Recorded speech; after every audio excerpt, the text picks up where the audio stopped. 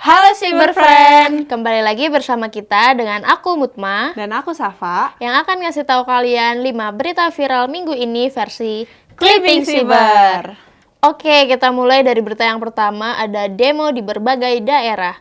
Unjuk rasa telah berlangsung setiap hari sejak 28 Agustus 2025 di Jakarta dan daerah lainnya. Para demonstran menuntut DPR dan pemerintah.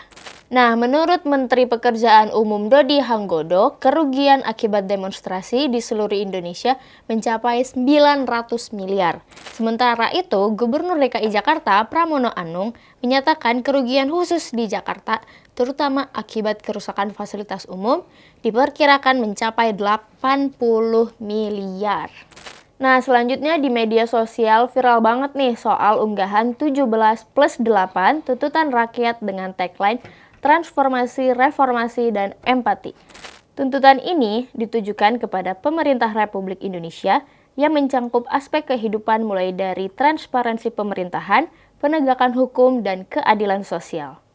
Masyarakat tentunya menyambut positif inisiatif ini karena dianggap sebagai suara kolektif rakyat yang menyuarakan aspirasi dan berharap nih agar pemerintah mewujudkan tuntutan rakyatnya.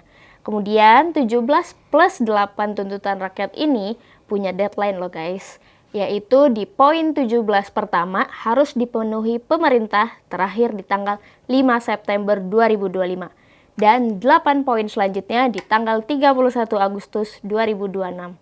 Salah satu isi dari 17+8 yaitu bekukan kenaikan gaji atau tunjangan anggota DPR dan batalkan fasilitas baru.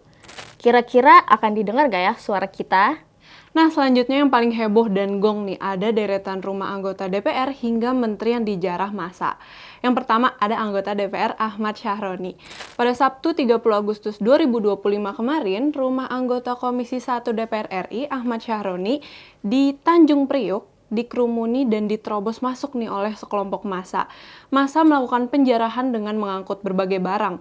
Ada tas, kulkas, TV, pendingin ruangan, dan koleksi action figure. Nah, aksi ini juga diwarnai perusakan di mana ada 2 mobil, gerbang, dan kaca rumah Syahroni yang hancur. Menurut Ketua RT setempat, Yuri Disman, warga kemudian meminta massa untuk membubarkan diri secara baik-baik tanpa kekerasan.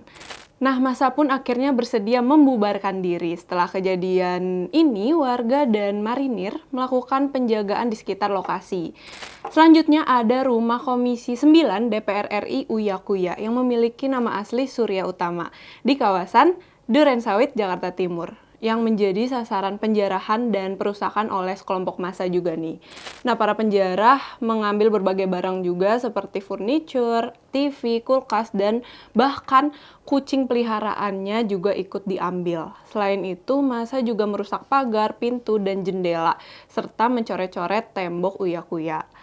Nah, pihak kepolisian dari Polres Jakarta Timur telah mengamankan belasan orang yang diduga terlibat dalam kejadian ini.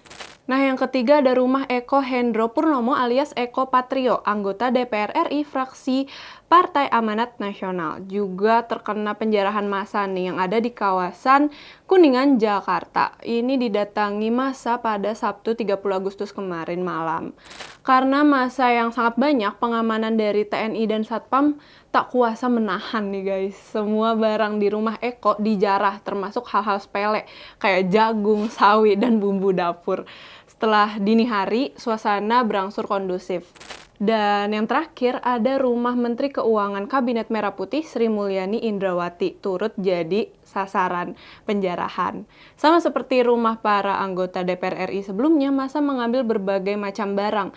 Namun banyak barang yang belum sempat diangkut sehingga tertinggal nih begitu saja di depan rumah. Lanjut nih, setelah kehebohan, penjarahan, dan demo-demo, ada muncul gerakan solidaritas global yang diberi nama #FromMalaysia to Indonesia.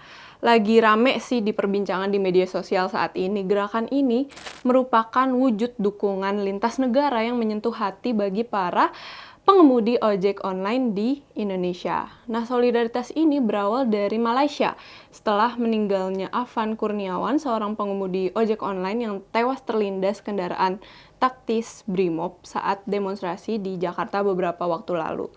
Tagar ini pertama kali viral di platform Threads, kemudian menyebar luas ke berbagai negara di Asia Tenggara seperti Singapura, Filipina, dan Thailand. Nah, dalam aksi solidaritas ini, warganet dari berbagai negara memesan makanan dan minuman nih, serta perlengkapan medis melalui aplikasi Grab. Dengan mengubah lokasi di aplikasi, mereka menggunakan fitur traktir driver di layanan GrabFood. Uniknya, pesanan tersebut tidak dikirimkan kepada pemesan, melainkan langsung dibagikan kepada pengemudi ojol yang sedang bertugas atau berada di lokasi aksi. Gerakan ini membuktikan bahwa solidaritas dan kepedulian dapat menembus batas negara sekaligus memberikan ruang bagi masyarakat global untuk mendukung komunitas ojol di Indonesia. Oke, next. Kemudian berikut ini ada beberapa artis dan influencer yang secara vokal menyuarakan kritik terhadap DPR dan isu-isu publik lainnya. Di antaranya ada Ferry Irwandi, Salsa Erwina Hutagalung, Jerome Pauline, Andovida Lopez, Joviada Lopez, Denny Sumargo, Joko Anwar, Lucinta Luna, serta masih banyak lagi nih guys.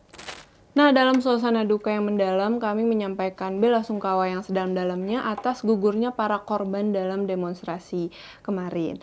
Kehilangan nyawa dalam perjuangan untuk menyuarakan aspirasi rakyat adalah tragedi yang tidak bisa diterima. Setiap individu yang gugur adalah putra-putri bangsa yang berani berdiri demi kebenaran dan keadilan. Sebuah pengorbanan yang tidak akan pernah kami lupakan. Nah, berita tadi menjadi pembahasan terakhir di 5 berita viral minggu ini versi Clipping Cyber. Jangan lupa like, komen, dan subscribe supaya nggak ketinggalan berita-berita selanjutnya.